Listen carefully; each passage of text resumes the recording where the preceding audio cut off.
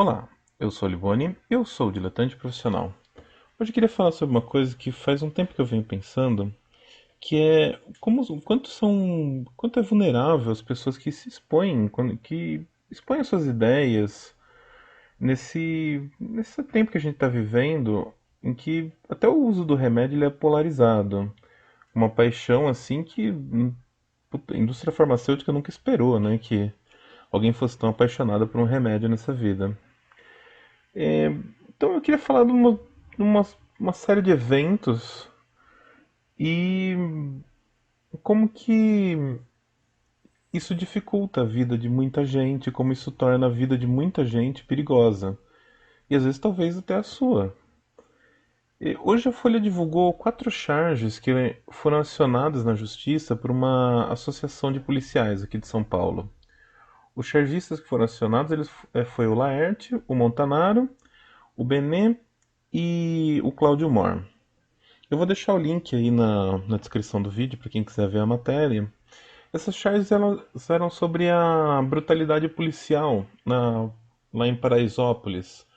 Aquele caso do baile funk que a polícia interviu e com muita violência e que foi um tema muito debatido na mídia na época e mas como tudo se arrefeceu, né? Esses 4 chargistas, eles trabalham para um grande jornal.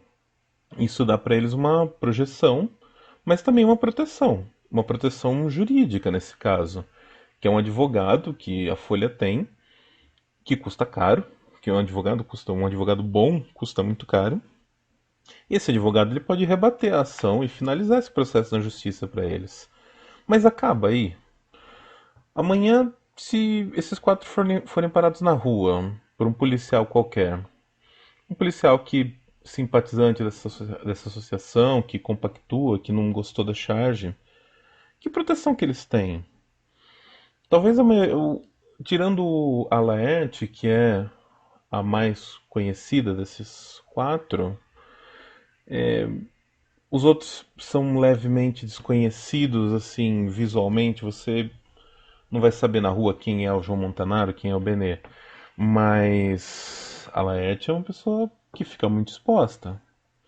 Mas tá, vamos dar o benefício da dúvida, sei lá, porque a polícia ela é uma organização acima de qualquer suspeita. Então, eles não teriam que se preocupar com a polícia. Mas hoje se formou uma extrema direita, um grupo de pessoas que pode ter entendido muito mal essa charge deles. Ou e outras charges que eles fazem com muita constância, porque o chargista ele é um cara que fica ali avaliando a situação. E normalmente o presidente da época, ele é o grande alvo.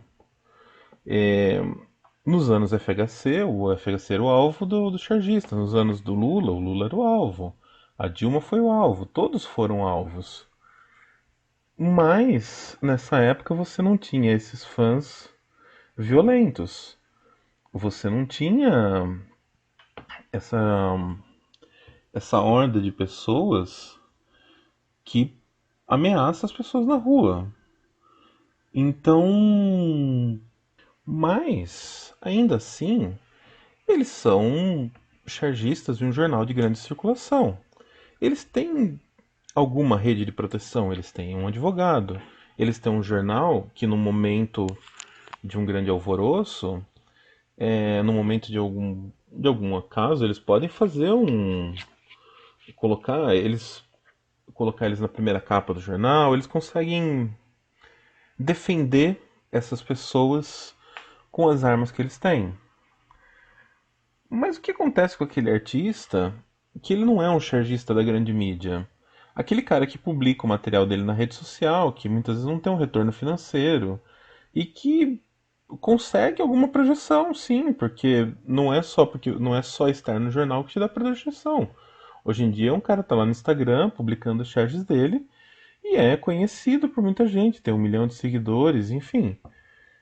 Esse cara, quando ele faz uma charge, se ele é acionado por uma associação dessa, ele tem um advogado para proteger ele? Muitas vezes não. Ele vai ter um jornal que vai colocar uma notícia em primeira página se ele for agredido na rua? Às vezes não. Às vezes ele é um cara que ele é grande o suficiente para ser ameaçado, mas não grande o suficiente para ser uma notícia. Mas a charge ainda a gente tá falando de umas coisas relativamente inocentes, uma coisa que a pessoa deixa passar, tá ali na categoria de arte, que é uma coisa que é muito desprezada no país. E mas e se essa pessoa é uma daqueles que a gente chama de influenciador, né?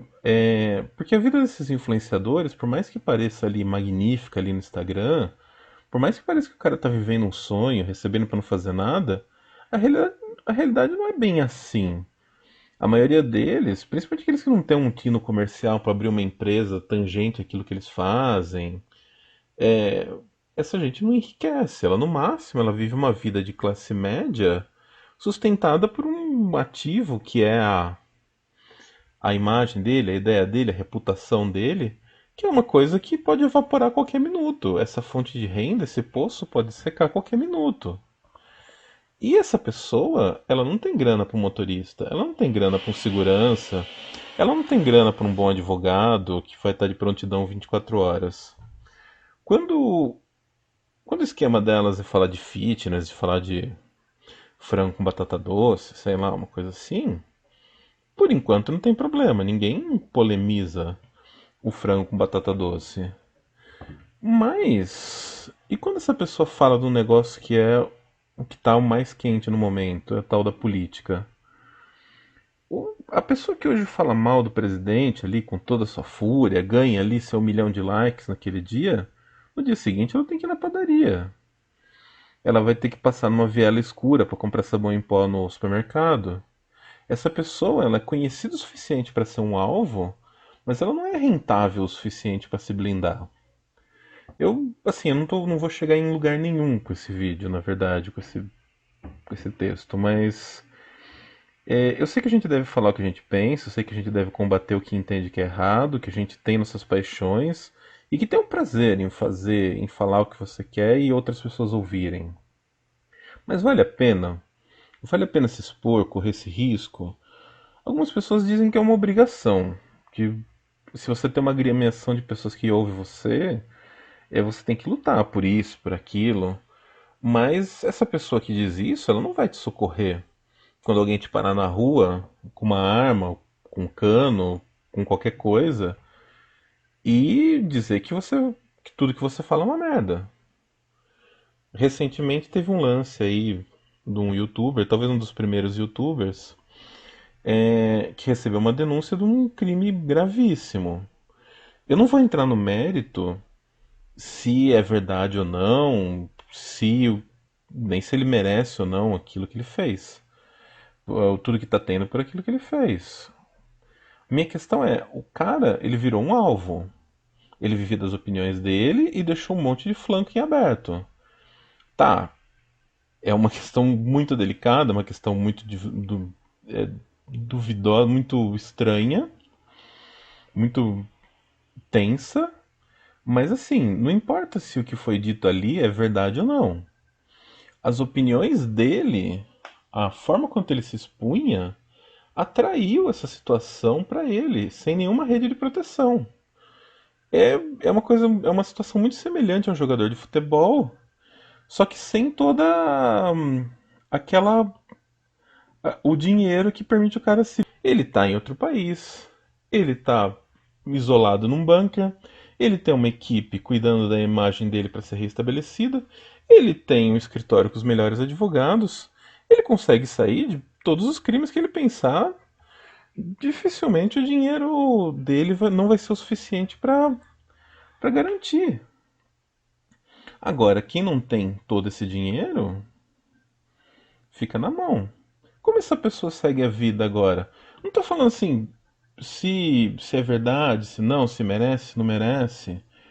Sendo ou não sendo verdade, o vizinho dele, o cara que mora no mesmo prédio que ele, você acha que não tá agora batendo na porta do síndico pra acabar com a vida do cara?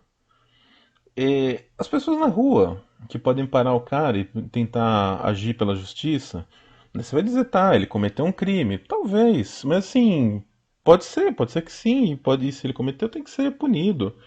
Mas pensa, qualquer pessoa normal que tá lá, meter a mão na cara dele. E aí? Como que fica?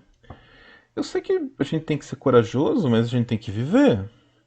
E eu sei que o ideal é a pluralidade de opiniões e tudo mais. Eu sei que o ideal era a gente ser livre para falar e aqueles que gostam de falar e aqueles que escrevem bem pudessem fazer isso sem medo. Mas no mundo em que qualquer escorregão, qualquer pequena contradição acaba com a reputação virtual do cara. E quanto maior o cara é, maior é a perseguição que vai sofrer, maior é a queda. Será que vale se posicionar? Eu acho que tá na hora de dar um passo atrás e mudar o foco da luta. A gente, infelizmente, tem que voltar a lutar por coisas mais básicas. A gente tem que lutar pro entendimento de que a divergência é uma coisa saudável, que qualquer extremo é um problema e que a violência, essa exposição pública, essa destruição pública, ela nunca é um caminho. No mundo da internet, não é só um tapa na cara que é uma violência, não é só uma arma na cara que é uma violência. Isso são extremos do extremos do extremos que já está na área do crime, que já está na área da polícia. Você acabar com a reputação de uma pessoa, você acabar transformar as redes sociais dela em um tormento, é uma violência. Então, assim, os canais de comunicação, retroalimentação, esse mecanismo que a gente criou que não para, onde um lado odeia mais o outro e um lado quer ganhar do outro na melhor fala, na melhor. Alguém sempre quer estar por cima, sempre quer ter a opinião mais validada, e daí, né? No fim a gente não tá chegando em lugar nenhum, a gente tá vulnerável todos e estamos encaminhando para um lugar que, por mais que a gente tenha espaço para falar,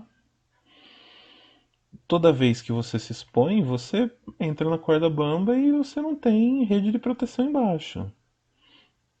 E essas redes sociais, essas mídias sociais viraram isso. Um lugar onde você anda no escuro e você não sabe onde vai chegar. Então é isso. Obrigado a quem teve paciência de ouvir. E tem outros vídeos aí no canal e nos próximos vídeos voltamos com a programação normal. Até mais.